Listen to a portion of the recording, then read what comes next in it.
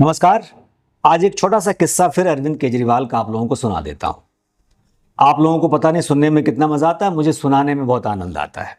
और चूंकि अरविंद के बहुत सारे किस्से मेरे पास हैं, बहुत सारी ऐसी जानकारियां मेरे पास हैं जो शायद बहुत कम लोगों को वैसी सूचनाएं होंगी। मैं एक छोटा सा किस्सा, बहुत ज्यादा वक्त नहीं लूंगा आप लोगों का।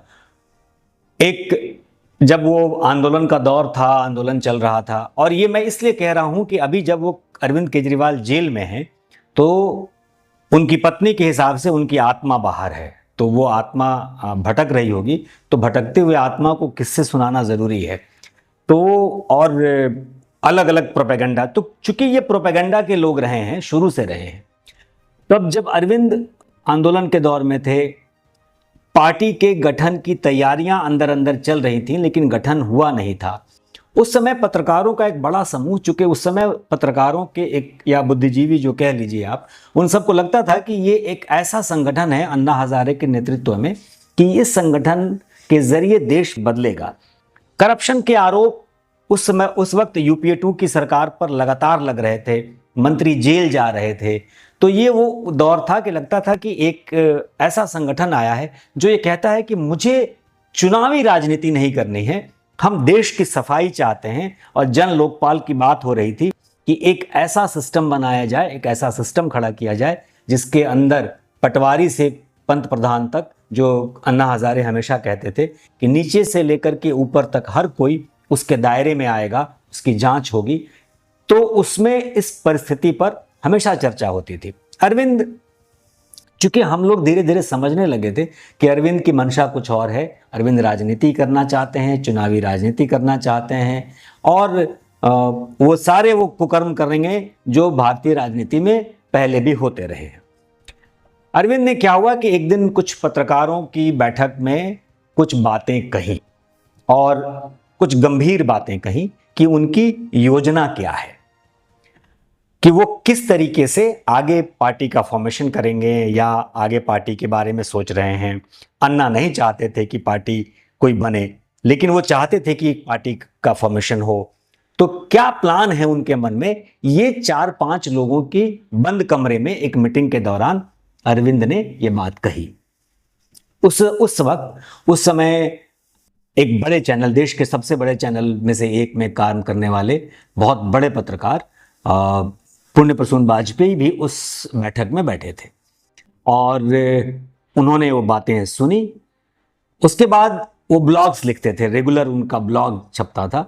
तो अब चूंकि जो बातें सुनी थी उस पर टेलीविजन पे कुछ प्रोग्राम तो बन नहीं सकता था, उन्होंने वो बातें अगले दिन अपने नियमित जो साप्ताहिक ब्लॉग लिखते थे, या कभी कभी बीच में भी लिखते थे, उस ब्लॉग में वो कहानी पूरी उन्होंने लिख दी।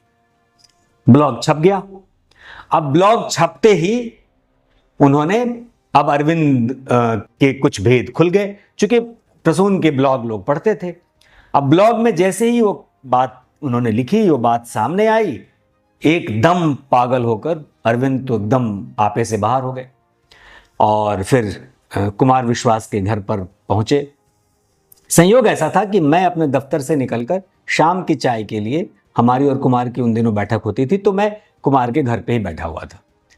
तो अचानक अरविंद का पदार्पण हुआ, और बिल्कुल गुस्से में तमतमाए हुए एकदम आए, बैठे। फिर चाय वाय शुरू हुई। तो कुमार ने पूछा कि क्या हो गया भाई।